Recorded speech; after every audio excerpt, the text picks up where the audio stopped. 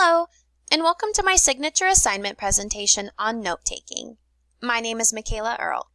This PowerPoint has been created for CWID 101 TED Talks, Fall 2019, taught by Kim Scheffer.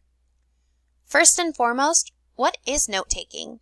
Well, it's an essential skill necessary for a student's success throughout their college experience. In college, a huge amount of information is given to students in such a short amount of time. Notes help students to make a point of the most important information without being overly detailed or too vague. When a student masters the skill of note-taking, they will be able to properly organize any information received. So why should students care to take notes? The most significant and obvious reasons are to learn and to record items of importance. Note-taking allows students to create their own connections between ideas and assist them in fully processing those ideas to be better understood later. Students are also pushed to use analytical intelligence to decipher what information is even worth remembering. Note-taking offers a student more than just having a lecture or reading available in their own words. Since the mind and body are active while taking notes, students will be more evolved and alert. Their minds are engaged and carefully listening for the notes of importance. Students are able to emphasize information, work more efficiently in groups, enhance their decision-making, and create a pretty handy study guide. In addition to all of those benefits, note-taking provides critical and broader learning to master course material, which happens during both writing the notes and reviewing them. All types of note-taking are split up into two broad categories: linear and nonlinear. Linear styles are the typical written text like outlining, and nonlinear styles are graphical representations like concept maps. Nonlinear styles of note-taking are thought to be more effective than linear styles because they do a better job of showing connections between ideas, enhancing a student's understanding of the information. Although there are multiple types of note-taking, and I'm sure there are students who have created their own method, I'm going to be discussing 4 methods of note-taking: Cornell, double-entry journals, outlines, and concept maps.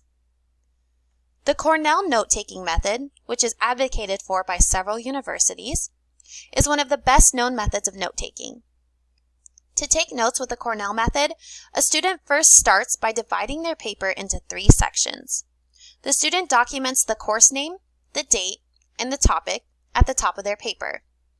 In the right column, notes should be written using incomplete sentences and shorthand. In the left column, key points of each written note are listed. At the bottom of the page, the student will write a summary of all the notes written on that page.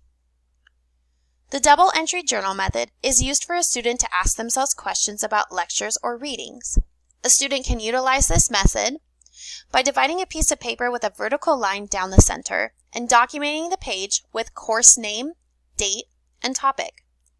In the left column, the student will write out direct quotes that intrigue them or questions they may have about a section, and be sure to make note of the page number. In the right column, the student responds to the quotes by writing down how it made them feel or what they thought about it. The student also answers all of their own questions.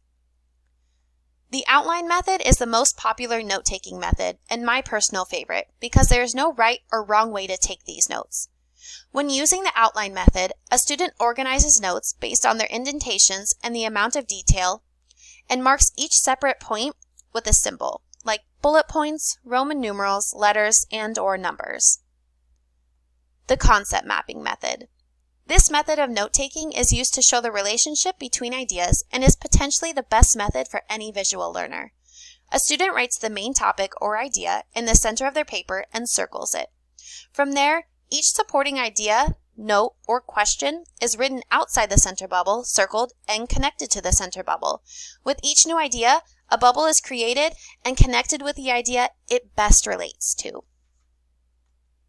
Here are 10 great note-taking tips. 1. Stay organized. Keep each class's notes in the same place so you never find yourself running around looking for page 3 of your biology notes. 2. Label every page: date, class, teacher, topic. 3. Learn to use shorthand. It's very likely your teachers will talk faster than you can write. Try using incomplete sentences and abbreviations. It's okay if only you can understand your notes. Take the notes you can't get anywhere else. When watching a PowerPoint presentation, don't scramble to write down every bullet point. Focus on writing what the speaker says. You can probably gain access to the PowerPoint at a later time. 5. Write down any questions you have. You can always ask your teachers or classmates for clarification. 6.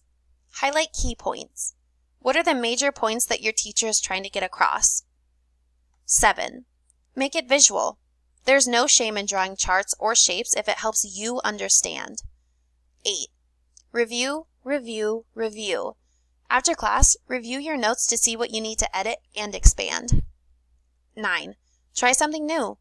Have you exclusively used the outline method for notes? Try the Cornell method. You may get better notes that way. 10. Try out a note-taking app. Maybe writing isn't your thing, and as a CWI student, OneNote is offered for free in the Microsoft Student Package. Assessment. Students will take the next 5 to 10 minutes to answer the following questions on a piece of paper. 1. What style of note-taking is the one you most use? 2. Which style of note-taking would you like to try out? 3. What do you think is the biggest benefit of taking notes? 4. How does note-taking help you as a student?